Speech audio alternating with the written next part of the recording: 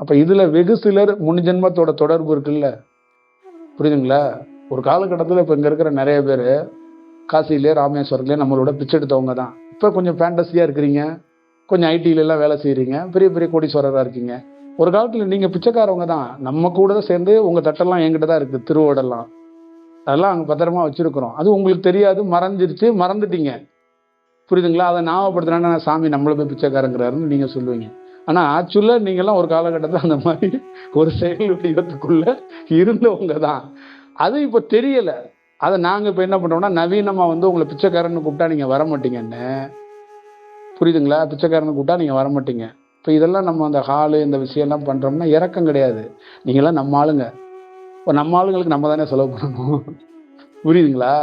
நீங்கள் பிச்சை எடுத்துகிட்டு வந்து எனக்கு சோறு போட்டிருக்கீங்க, நான் பிச்சை எடுத்துகிட்டு வந்து உங்களுக்கு சோறு போட்டிருக்கேன்.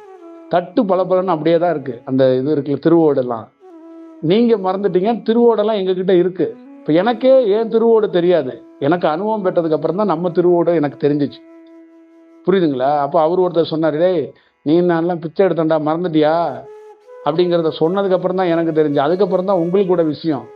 அப்போ நம்ம ஆளுங்க நம்மளை தெரியாமல் போயிட்டு இருக்காங்க. இருட்டு பள்ளத்துக்கு போயிட்டு இருக்காரு. அவருக்கு நமக்கு தெரியாது, ஏதோ சாமி அப்படி இப்படி நம்ம நினச்சிக்கிறாரு. அவரு ஃபேண்டஸியாக இருக்கிறார், நம்ம வேற ஒரு ரூட்டில் இருக்கிறோம். ஏதோ கருணைங்கிறாரு. அதெல்லாம் இல்லை. நம்மெல்லாம் ஒன்றா வாழ்ந்த ஒரு செயல் வடிவத்துக்குள்ளே இருக்கிறதுனால தான் இதை வந்து போதிச்சுட்டு இருக்கோம். நீங்கள் நினச்சிட்டீங்க எனக்கு ஏதோ வேலை இல்லாமல் நான் உங்கள்கிட்ட வந்து கத்திக்கிட்டு இருக்கிறேன். இது அப்படி கிடையாது. இது ஒரு கமிட்மெண்ட்டு.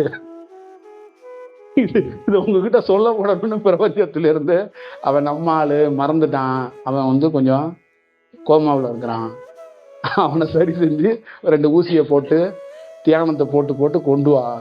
ஒரு நாள் அவன் தெளிஞ்சிட்டானா அப்புறம் என்ன பண்ணுவான், உன்னை நினச்சி அழுவான். இதுதான் ராமகிருஷ்ணர் சமாதிக்கு போனதுக்கப்புறம் விவேகானந்தர் கடலை பார்த்து அழுதுட்டு இருந்தார், குருநாதர். புரியுதுங்களா? கொஞ்சம் மறைப்பு கொஞ்சம் விலகிருச்சுங்க, அப்புறம் எல்லாம் தெரிஞ்சிடும் கிளியரா. ஆகா, குருநாதரோட எத்தனை பிறப்புல நம்ம இருந்திருக்கோம் அதெல்லாம் தெரிஞ்சிடும். புரியுதுங்களா? அப்புறம் தெரிஞ்சிடும். நீங்கள் கிளியராக தெரிஞ்சிடும். காசியில் எத்தனாம் தேதியில் எந்த இடத்துல எந்த வீட்டில் அந்த பிச்சையை வாங்கணும், ராமேஸ்வரத்தில் எந்த இடத்துல எந்த செயல் நடந்துச்சு,